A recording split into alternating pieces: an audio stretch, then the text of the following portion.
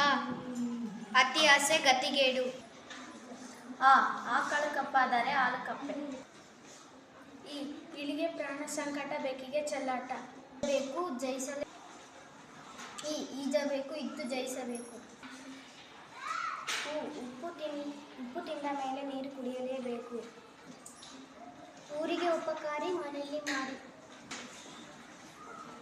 ಋಷಿಗಳ ವಾಕ್ಯ ವೇದ ವಾಕ್ಯ. ಎಲ್ಲರೂ ಶಿವನ ಮರೆತರೆ ಕೈಲಾಸವೇ ಹಳಕ್ಕು. ಏನಾದರೂ ಆಗು ಮೊದಲು ಮಾನವನ. 500 ಇಲ್ಲದಿದ್ದರೆ ಅಮಾವಾಸ್ಯೆ ನಿಲ್ಲುತ್ತೆ. ಒಂದೇ ಗಿಡದ ಹೂವು, ಒಂದೇ ನದಿಯ ನೀರು. ಓಡಿ ಹೋಗಿ ಗೋಡೆ ಮುಟ್ಟಿ ಬಂದ ಹಾಗೆ. ಔರಸ ಪುತ್ರನ ಕೈಲಿ ಕಣ್ಣು ಕದ್ದಿದೆ. ಅಂಗೈಯಲ್ಲಿ ಬೆಣ್ಣೆ ಇಟ್ಟುಕೊಂಡು ತುಪ್ಪಗಾಗಿ ಊರೆಲ್ಲ ಅಲೆದಂತೆ. ನಮ್ಮ ಶಾಲೆ ಎಷ್ಟು ಸುಂದರ. ಕಲ್ತ್ ಕೈ ಕದಲದೆ ಬಿಡಿದು. ಖಾಲಿ ಕಡಗ ಕದ್ದಲ ಬಹಳ.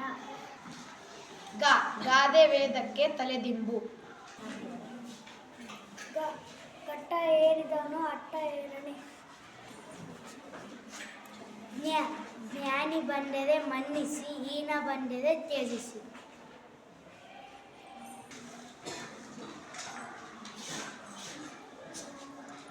ಚಿತೆಗೂ ಚಿಂತೆಗೂ ಸೊನ್ನೆ ವ್ಯತ್ಯಾಸ. ಕಲ್ತ್ ಕೈ ಕದಲದೆ ಬಿಡಿದು. ಖಾಲಿ ಕಡಗ ಕದ್ದಲ ಬಹಳ. ಗಾದೆ ವೇದಕ್ಕೆ ತಲೆದಿಂಬು. ಕಟ್ಟ ಏರಿದವನು ಅಟ್ಟ ಏರನೆ. ಜ್ಞಾನಿ ಬಂದರೆ ಮನ್ನಿಸಿ, ಹೀನ ಬಂದರೆ ತ್ಯಜಿಸಿ. ಚಿತೆಗೂ ಚಿಂತೆಗೂ ಸೊನ್ನೆ ವ್ಯತ್ಯಾಸ. ಛತ್ರದಲ್ಲಿ ಭೋಜನ, ಮಠದಲ್ಲಿ ನಿದ್ದೆ.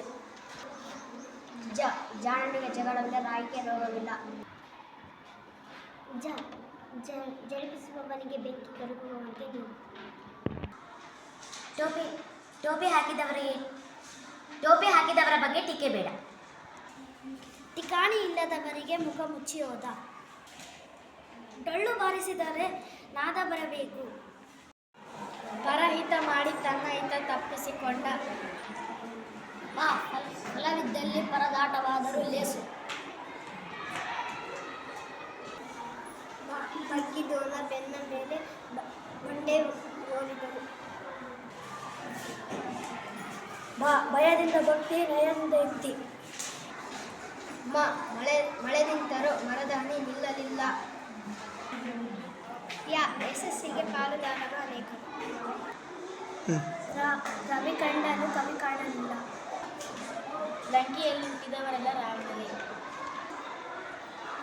ವಿನಾಶಕಲೆ ವಿಪರೀತ ಬುದ್ಧಿ.